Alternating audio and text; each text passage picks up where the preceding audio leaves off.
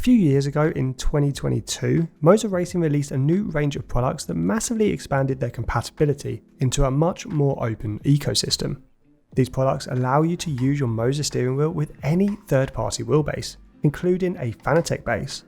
When paired with a Fanatec wheelbase and hub, you can use a variety of MOZA steering wheels just like you could if you had a MOZA wheelbase. In this video, I'm going to show you a step-by-step guide on how to use any compatible MOZA steering wheel with any Fanatec wheelbase.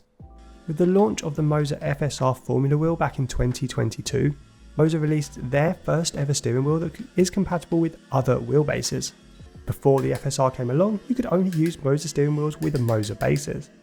The FSR wheel included a dedicated data port on the rear of the wheel, and this data port is the magic sauce that allows you to use all of the functionality on the wheel while it's connected to a different wheelbase.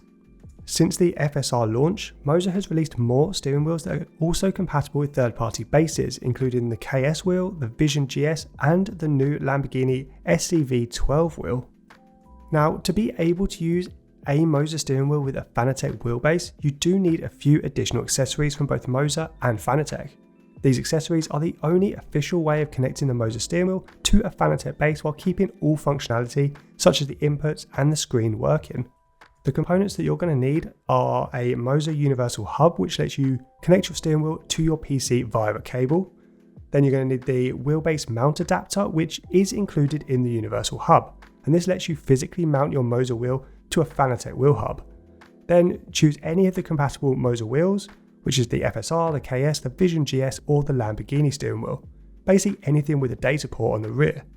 Then you can use any Fanatec wheelbase, such as the Club Sport DD, the DD Plus, CSL DD, or GT DD Pro. Then finally, you're going to need a Fanatec quick release, either the QR1 or QR2, depending on what you're using, and also a Fanatec hub, and I'm using the Podium Hub in this example. A Fanatec hub is required because it has the electronics inside which let the wheelbase function. Without it, the wheelbase just wouldn't create any force feedback. Once you have all of these components, you can start to connect all the pieces. The first step you want to do is mount your quick release adapters together. I'm using the Podium Hub along with the newer Fanatec QR2.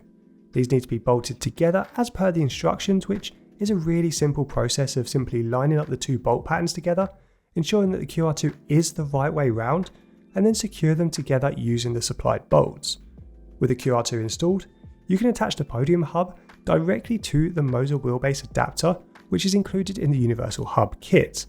This time, use the included bolts in the MOZA Universal Hub. Ensure all the bolts are tight to avoid any flex or weak points between these three elements.